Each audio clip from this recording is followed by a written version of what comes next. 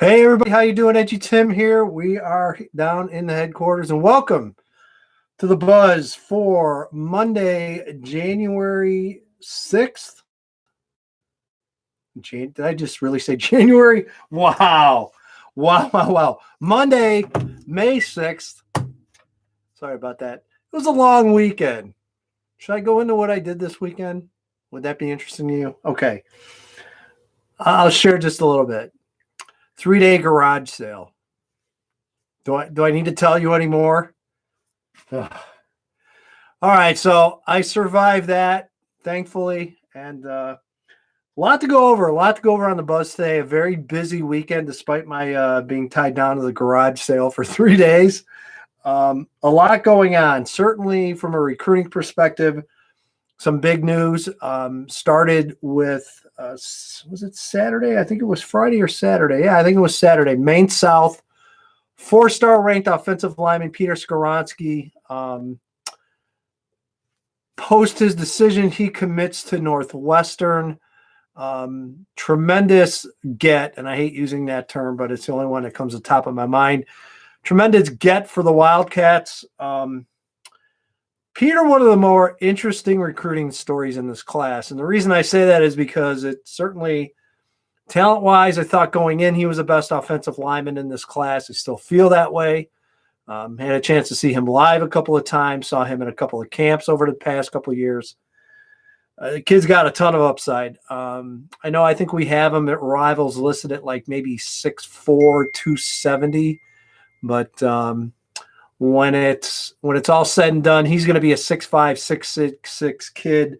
Great length and size, and he's going to continue to get bigger. He's going to be a 300-pound kid in a heartbeat. And again, just on the field, just a mauler, tough kid, strong kid, plays with a nasty streak, love his game, and a lot to offer. What's interesting about Peter is he went old school with his recruiting process. He honestly, I don't think he really talked to anyone whatsoever when it came to his recruiting process. And again, just his choice.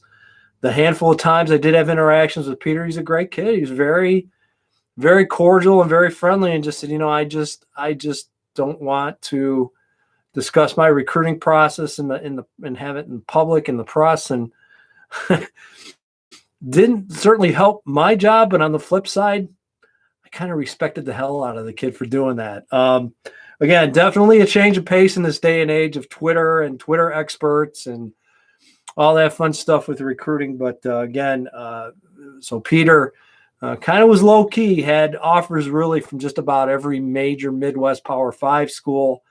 I know Penn State was up there. I know Michigan and some others were up there. But again, Peter Skoronsky staying close to home, going to Northwestern. And again, the impact of Kurt Anderson as the offensive line coach for Pat Fitzgerald, I think definitely being felt with this recruiting class. Wildcats are doing a really nice job in this class, especially up front on the offensive line. And as I mentioned, 4-star ranked kid, Peter Skoronsky, top notch. Another interesting commitment this weekend, I think one that a lot of people didn't see coming. I think a lot of people didn't even really know a lot about this young man. Coming out of Oswego East, a lineman, which if any of you are familiar with Oswego East, and I think Tyson LeBlanc would be the first to tell you, not exactly known as a lineman, lineman high. They've been, the Wolves have been loaded with skill position kids every year. I mean, I know there's a handful this year that are drawing recruiting interest. But I think Alex Wolfschlager's the first type lineman recruit I can remember coming out of Oswego East. Now, Oswego, the old Oswego or Oswego proper, loaded. I mean, big kids everywhere. And just very strange how Oswego East hasn't had that influx of big kids, but they do in Alex Wolfschlager. And again, intriguing kid, kind of tall, lanky. He's 6'6". We've got him listed at 250, but you look at him, I had a chance to see him at camp not too long ago. This kid's going to fill out, and he's another one recruited by Bowling Green as kind of a defensive lineman, but with the caveat of saying, well, we're gonna see how you fill out and grow, and I think that's his code for Yes, Alex, you're going to play offensive line for us. You're going to play tackle most likely. But again, another name to watch. That's an interesting name that I think is still going to draw some recruiting interest, even though he gave Bowling Green his verbal commitment. And again, kind of an intriguing kid from my standpoint. And the name to watch here over the next several months as we continue to move forward in the recruiting process. So, again, a couple verbal commitments there. Another big piece of news was tweeted on I think this was Saturday as well. Riley Mills, Lake Forest, highly sought after, highly ranked 4-star defensive lineman, as I reported last week, made his third and final visit to Ohio State, had a good visit. Now was planning originally to take all 5 official visits, but no, Riley changed that down to 3, down to Notre Dame, Wisconsin, and Ohio State. And he is going to make his decision tonight at 6 p.m. Central. He's going to tweet it out, shoot it out on Instagram. So again, Riley going to make his verbal commitment known. All the odds makers and everybody says it's going to be Notre Dame, and who am I to go against that? Again, I have no inside track whatsoever, but everybody's telling me Notre Dame, and I guess we'll go with that. We'll find out for sure tonight at 6 o'clock. So stay tuned for that. I'll have coverage of Riley Mills's commitment and my original scouting report on Riley, and we'll definitely discuss that. And again, just another great kid that I've gotten to know here, and again, just Riley Mills is gonna wind up just fine. Is a terrific player and also a terrific young man off the field. So again, that's the recruiting world. Spring evaluation continues. Maybe it's me, but I don't think we're seeing as many offers extended at this time of year. And again, there's some reasons for that, which I think I'll get into in a future either video blog or podcast or whatever you want to call these. But I think there's some definite factors we're seeing in this year with recruiting and with the amount of offers going out, maybe versus the past couple of years. We'll get into that a little bit down the road. So again, the focus will be on recruiting, and of course, team previews have continued to roll out. They will roll out every day. I'm going to do things a little differently this year. Right now, I'm just putting out the quote-unquote free nuts and bolts, if you will. Schedule, coaches, assistant coaches, returning offensive, defensive starters, newcomers to watch. A little bit of information here, and then putting those out every single day. And then what I'm going to do is go back and do some video follow-ups on several teams as well. So you're going to find those originally on the Edgy Nation side, and then I'll probably roll them over for the freebies as well down the road. But again, going to do things just a little bit different. I want to give you a little bit more with the team previews and a little bit more insight. So I think that's hopefully a good way to do it. So that will continue to come your way. And then, of course, my coverage plans. And I don't know, people, for years and years and years, many of you have been with me for a long time, know that I used to have the fans vote on the first game that I attended.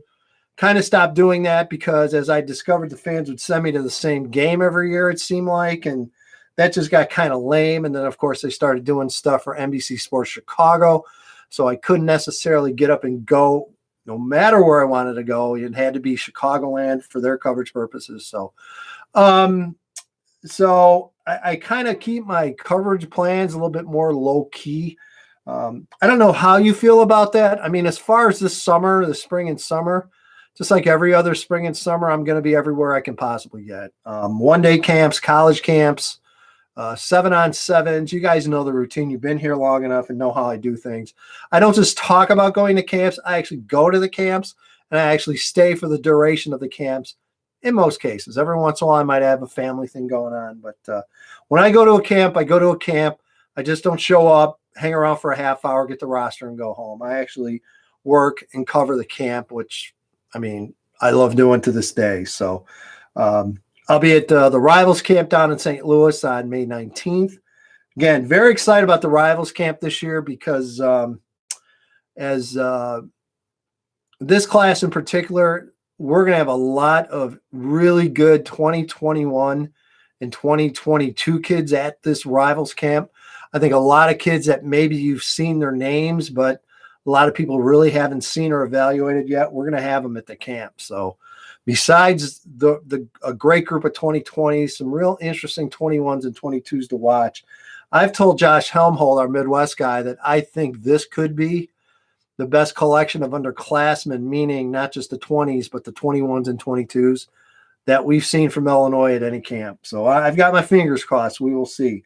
Couple of quick things. Number one, and quite honestly, I should have started with this. Thoughts, prayers out to everybody on the east side, my friends at East St. Louis High School. Just tragic, absolutely tragic news about Jalen McKinney. Young man, wasn't even in high school yet, was an 8th grader, was all set to go to East Side for his freshman year this year. Kid already had 2 scholarship offers, and Jalen was one of those kids that was at my showcase in January, and unfortunately took a stray bullet shooting at a party. And again, I just don't want to rehash it. Just, again, prayers, thoughts to the kids, the coaches, everybody around that community, and just senseless. Just, the older you get, the harder these things get. And, and it's never easy, but especially the older you get, this stuff just seems to hit home harder and harder. And it really does. I mean, you never get used to this. Unfortunately, in this day and age, we're seeing violence, and especially violence in young people more and more. Just terrible. It's absolutely terrible. A young man's life cut short, and what a promising future. I mean, I had talked to the coaches several times about him, and there were some early comparisons to Jeff Thomas with Mr. McKinsey. So again, McKinney, and just prayers and well thoughts, well wishes, my friends in East St. Louis. As I mentioned, the Rivals camp is in East St. Louis on May 19th. So just looking forward to talking to my friends up close, and hope they're doing okay, and hope those kids at East St. Louis are doing okay as well. So I wanted to put that out there. One final thing, as far as the audio podcasting world, we're going to talk to Mike Clark, and I don't know if you caught this over the weekend or not. I had talked to Mike about this about a week ago, so I knew it was going down, but obviously kept it off the message boards and what have you. But Mike Clark stepped down from the Chicago Tribune. I think a lot of people were surprised. I know I certainly was surprised when I heard about it. Mike, legendary prep writer, Chicago, was a Chicago Tribune preps editor for a long time, and just one of those names that you got used to seeing on the circuit, and well known and well respected, and just has done a tremendous job. He's gone. So, it continues to shrink. The pool of reporters and the coverage and preps from major media continues to shrink, and it's not a good thing, guys. It's really not a good thing. More and more, the cutbacks continue. I don't get it personally. I still think there's a huge audience out there for preps. I've talked to Mike O'Brien about this from the Sun-Times, and Kevin Schmidt from the Daily Herald, and look at how well the Daily Herald does with preps. So again, I just don't know why people in the upstairs offices don't recognize and realize how strong preps can be as a draw. And, it's not like you have to spend $1 billion to cover preps, but the hacks and the slashing continues on the prep side. And again, just wishing Mike all the best. Mike is going to go to the Northwest Times in an editor role. I'm going to have Mike on a podcast later this week. So tune into that, and I'm sure we'll certainly get into that with Mike, and Mike will give you some reasons why he decided to step down. And again, so it's again kind of another body blow to preps coverage in the city of Chicago and Chicagoland. So we will definitely talk to him. And then I'm also considering 2 more podcasts this week, a 20-minute podcast.